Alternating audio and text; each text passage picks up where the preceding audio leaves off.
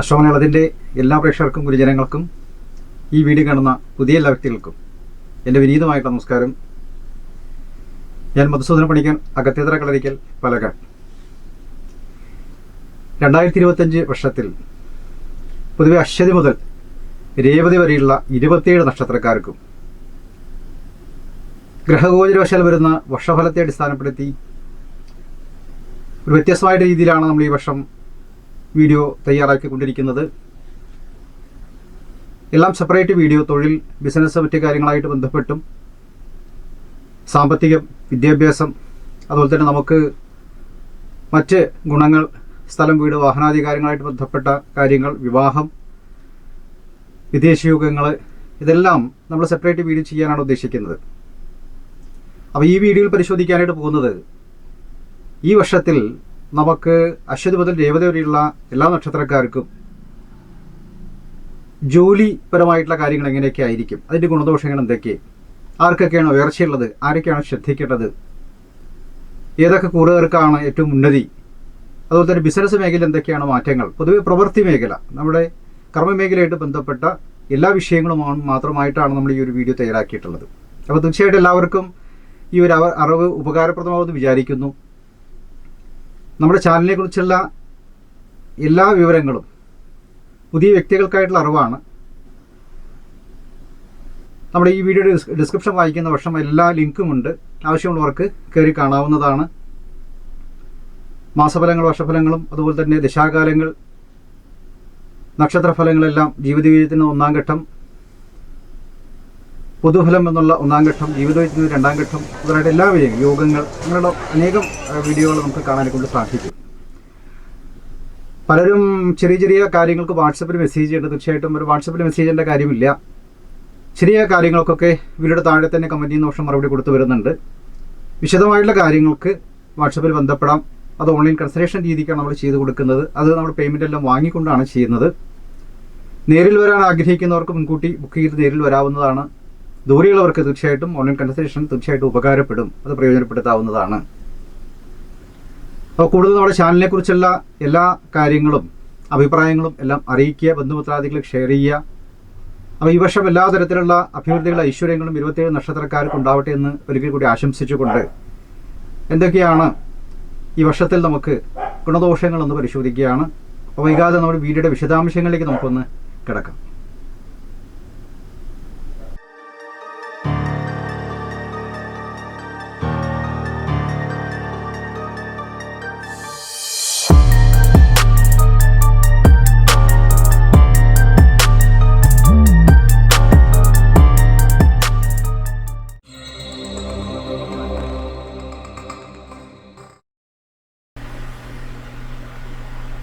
പുണർത്തിൻ്റെ കാൽഭാഗവും പൂയും ആയില്യം അടങ്ങുന്ന കർക്കിടകൻ രാശിക്കാർക്ക് 2025 വർഷത്തിൽ എന്തൊക്കെയാണ് കർമ്മമേഖലയായിട്ട് ബന്ധപ്പെട്ട ഗുണദോഷങ്ങൾ നമുക്ക് വരികയെന്ന് പരിശോധിക്കുകയാണ് ഈ വീട്ടിലൂടെ.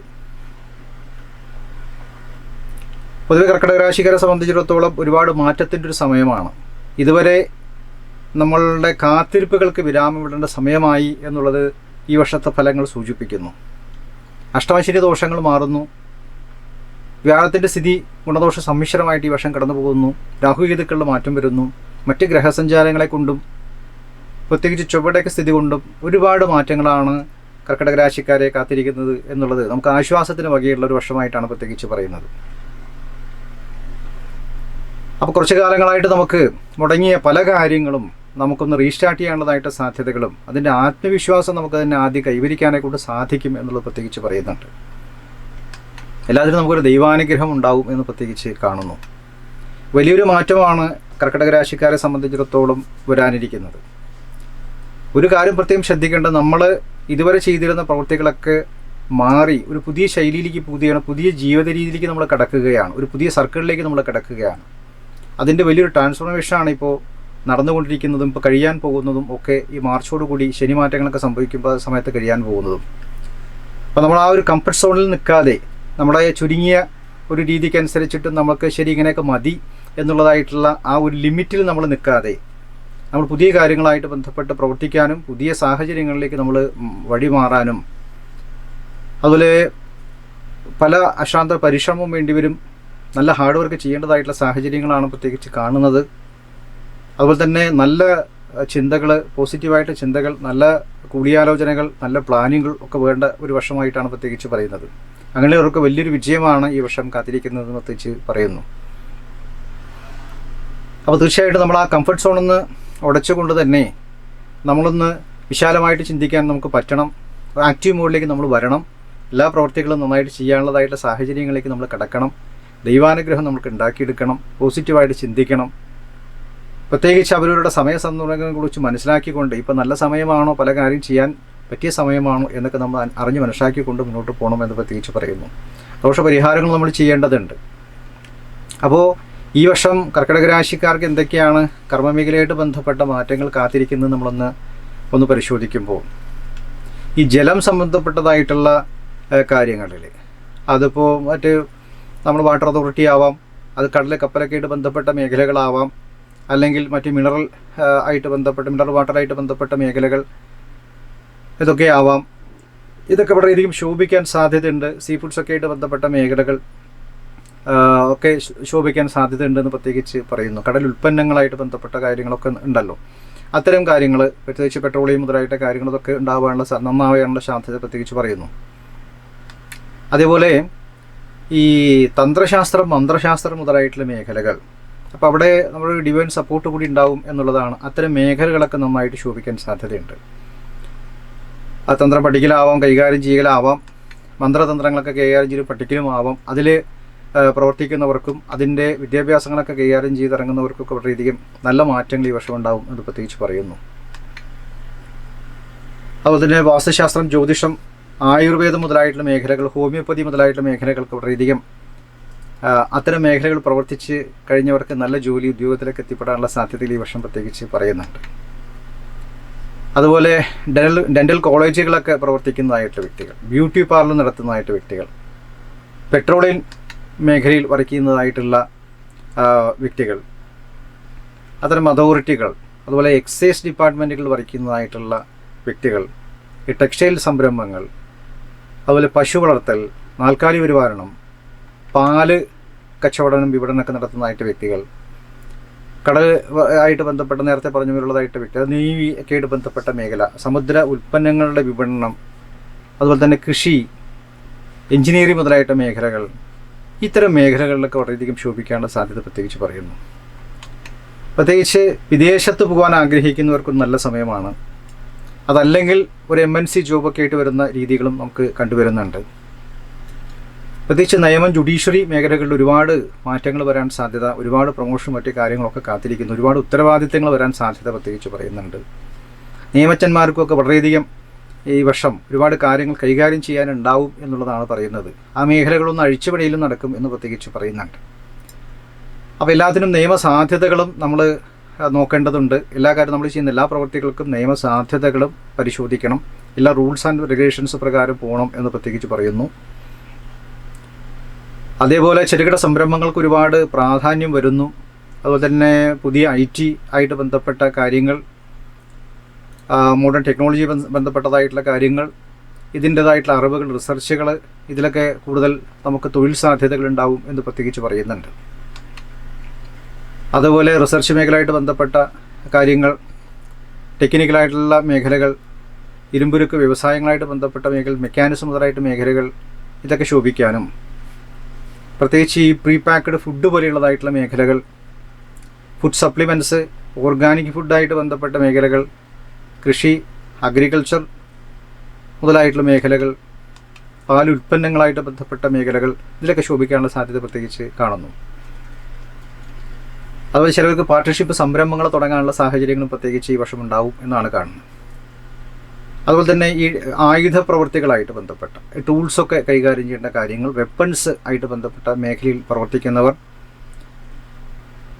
അത്തരം കാര്യങ്ങളിലൊക്കെ പുതിയ പുതിയ സാധ്യതകളൊക്കെ കണ്ടെത്തലും അതിൻ്റേതായിട്ടുള്ള പരീക്ഷണങ്ങളും അതിനെക്കുറിച്ചുള്ള പ്രവൃത്തി കാര്യങ്ങളൊക്കെ വളരെയധികം ശോഭിക്കാൻ സാധ്യതയുണ്ട് എന്ന് പ്രത്യേകിച്ച് മിലിറ്ററി ഡിഫൻസൊക്കെ ആയിട്ട് ബന്ധപ്പെട്ട മേഖലയിലേക്ക് എത്തിപ്പെടാം. അങ്ങനെയൊക്കെയാണല്ലോ അവിടെ വരുന്നത്. അതിനും കൂടുതൽ സാധ്യതകൾ ഉണ്ട് എന്ന് പ്രത്യേകിച്ച് പറയുന്നു. സ്പോർട്സ് രംഗത്ത് വളരെയധികം മാറ്റങ്ങൾ വരാൻ സാധ്യതയുണ്ട് എന്ന് പ്രത്യേകിച്ച് പറയുന്നു. പ്രത്യേകിച്ച് അതിർത്തി രക്ഷാ സേനകൾ, BSF പോലുള്ളതായിട്ട് മേഖലകൾ, അതുപോലെ തന്നെ മറ്റ് നിയമ മേഖലകൾ, ഡിഫൻസ് മേഖലകൾ, പല വിധത്തിലുള്ള ഡിഫൻസ് ആയിട്ട് ബന്ധപ്പെട്ട കാര്യങ്ങളൊക്കെ വളരെയധികം ശക്തിപ്പെടാനും അത്തരം കാര്യങ്ങളിലൊക്കെ ഒരുപാട് ജോലി സാധ്യതകളും അതിൽ നിലവിൽ പ്രവർത്തിക്കുന്നവർക്ക് നല്ല ഉന്നതി പ്രവൃത്തി കാര്യങ്ങളൊക്കെ ഉണ്ടാവാൻ സാധ്യതയുണ്ടെന്ന് പ്രത്യേകിച്ച് പറയുന്നു. അതുപോലെ കലാ സാംസ്കാരിക മേഖലയായിട്ട് ബന്ധപ്പെട്ട് പ്രവർത്തിക്കുന്നവർക്ക് ഒരു നല്ല ഉന്നതി പ്രതീക്ഷിക്കാം. നല്ല അവാർഡുകളൊക്കെ ലഭിക്കാൻ സാധ്യതയുള്ള ഒരു വർഷമാണ്. എല്ലാം നമ്മൾ പുതിയ രീതി അവലംബിക്കണം എന്നാണ്. പുതിയ സാഹചര്യങ്ങളും പുതിയ രീതിക്കും അതിനെ നമ്മൾ മുഴുവനായിട്ട് കൈകാര്യം ചെയ്യണം. അവിടെയാണ് വിജയം കാത്തിരിക്കുന്നത്. പഴയ രീതിയിൽ തന്നെ നമ്മൾ മുന്നോട്ട് പോകരുത് എന്ന് പ്രത്യേകിച്ച് പറയേണ്ടത്. അതിൽ തീർച്ചയായിട്ടും നമുക്ക് പരാജയങ്ങളാണ് ഉണ്ടാവുക. അപ്പോൾ ടോട്ടലി നമ്മൾ ചേഞ്ച് വരുത്തി കാലാനുസൃതമായിട്ട് മാറ്റങ്ങളിലൂടെ നമ്മൾ കടന്നു പോകുമ്പോൾ മാത്രമാണ് നമുക്കത് അതിൻ്റെതായിട്ടുള്ള വിജയസാധ്യതകളുള്ളത് എന്ന് പ്രത്യേകം നമ്മൾ ശ്രദ്ധിക്കേണ്ട ഒരു കാര്യമാണ്. അപ്പോൾ പുതിയ കാര്യങ്ങൾ പരീക്ഷിക്കാനായിട്ട് നമ്മൾ തയ്യാറാവുക. ഒരു കംഫർട്ട് സോൺ ഉടച്ച് മുന്നോട്ട് പോവുക. നല്ല വ്യക്തിബന്ധങ്ങൾ ഉണ്ടാക്കിയെടുക്കുക. കർമ്മേഖലയിൽ ഒരുപാട് നമുക്ക് ആരുടെയൊക്കെയാണോ നമുക്ക് ഹെൽപ്പ് ആവശ്യമുള്ളത് ആ ഹെൽപ്പൊക്കെ നമ്മൾ തീർച്ചയായിട്ടും അത് സ്വീകരിക്കുക. എല്ലാം ഒരു റിസീവ് മോഡിലും ആക്റ്റീവ് മോഡിലേക്കും വരിക. ഒരു കംഫർട്ട് സോൺ നമ്മൾ എടുക്കരുത് എന്ന് പ്രത്യേകം ഈ വർഷം പറയുന്നുണ്ട്. അങ്ങനെ പോകുന്ന വർഷം തീർച്ചയായിട്ടും നല്ല ഒരു വിജയത്തിലേക്കാണ് കർക്കിടക രാശിക്കാർക്ക് സാധ്യതകൾ വരുന്നത് എന്ന് പ്രത്യേകിച്ച് കാണുന്നുണ്ട്. ദോഷപരിഹാരങ്ങളൊക്കെ ചെയ്യുക, ശനിദോഷ പരിഹാരങ്ങൾ ചെയ്യുക, വ്യാഴാഴ്ചകൾക്ക് പ്രാധാന്യം എടുത്തുകൊണ്ട് വിഷ്ണു ആരാധന ചെയ്യുക, നല്ല വ്രതങ്ങളും വഴിപാടുകളും പ്രാർത്ഥനകളും യഥാശക്തി വഴിപാടുകളും നടത്തണം. എല്ലാത്തിനും നമുക്കൊരു ഡിവൈൻ സപ്പോർട്ട് നമുക്ക് വേണം എന്ന് പ്രത്യേകിച്ച് കാണുന്നു. അതേപോലെ ദൂരദേശ യാത്രകളൊക്കെ വളരെയധികം ഫലം ചെയ്യും. ആരോഗ്യം വളരെയധികം പെർഫെക്റ്റ് ആക്കുക. ഫിസിക്കലായിട്ടുള്ള എല്ലാ ആക്ടിവിറ്റീസിലും നമ്മൾ ഇൻവോൾവ്മെൻറ്റ് വേണം. അതും നമ്മുടെ ഒരു ശരീരമാദ്യം കല് ധർമ്മസാധനം എന്നുണ്ട് അല്ലേ. എല്ലാ പ്രവൃത്തിയും കാര്യങ്ങളും നമ്മൾ ചെയ്തു, പക്ഷേ ആരോഗ്യം നന്നാവണം. അതിനെക്കുറിച്ചുള്ള വീഡിയോ നമ്മൾ വേറെ ചെയ്യുന്നുണ്ട്. അപ്പോൾ ഇത് തൊഴിൽ മേഖലയൊക്കെ ആയിട്ട് ബന്ധപ്പെട്ട കാര്യങ്ങളാണ് കൂടുതൽ നമുക്ക് ശ്രദ്ധ ഊന്നിക്കൊണ്ട് വീഡിയോ ചെയ്തിരിക്കുന്നത്. 10ാം ഭാവമാണ് നമ്മുടെ പ്രധാന വിഷയം. അപ്പോൾ തീർച്ചയായിട്ടും ഇതൊക്കെയാണ് ഈ വർഷം നമുക്ക് കർക്കിടക രാശിക്കാർക്ക് കാത്തിരിക്കുന്നതായിട്ടുള്ള ഫലങ്ങൾ. അപ്പോൾ ഈ അറിവുകൾ എല്ലാവർക്കും ഉപകാരപ്രദമാകുമെന്ന് വിചാരിക്കട്ടെ. ഇഷ്ടപ്പെട്ട ലൈക്ക് ചെയ്യാനും ബന്ധുമിത്രാദികൾക്ക് ഷെയർ ചെയ്യാനും മറക്കരുത്. ഇതുമായിട്ട് ബന്ധപ്പെട്ട എല്ലാ സംശയങ്ങളും വീഡിയോയുടെ താഴെ കമൻറ്റിംഗ് ബോക്സിൽ രേഖപ്പെടുത്തുന്ന വർഷം മറുപടി ലഭിക്കുന്നതാണ്.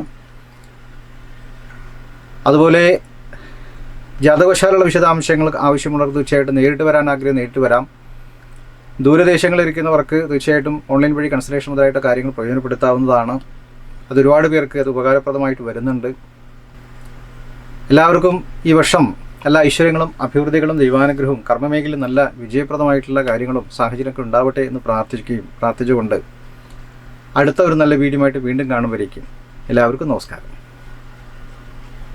ഇത്തരം കാര്യങ്ങളൊക്കെയാണ് കർക്കിടക രാശിക്കാർക്ക് ഈ വർഷം കാത്തിരിക്കുന്ന ഫലങ്ങൾ.